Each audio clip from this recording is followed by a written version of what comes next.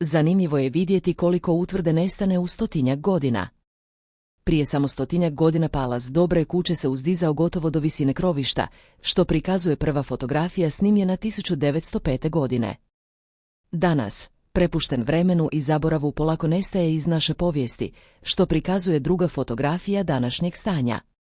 Ovo je podsjetnik koliko je važno čuvati ono što su nam ostavili naši preci, jer jednom izgubljeno, teško se vraća.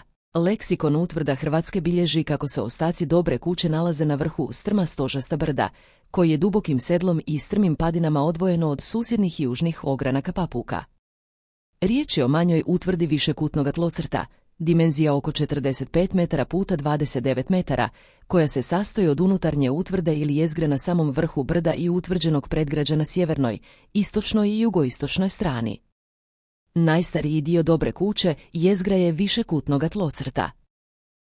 Njezinom cijelom površinom dominira veliko utvrđeno dvorište, koje sa zapadne strane omeđuje bedem, a s istočne strane neznatni ostaci palasa, koji je još prije 100-tinjak godina bio sačuvan do krovišta. Sjeverno od palasa, u samom vrhu utvrde, nalaze se neznatni ostaci kvadratne braničkule. Kako je pristup Dobroj kući bio najlakši s istoka i jugozapada, radi bolje zaštite jezgre s tih je strana podignuto utvrđeno predgrađe, bedemi kojega zatvaraju prostor u obliku dugačka i uska slova L.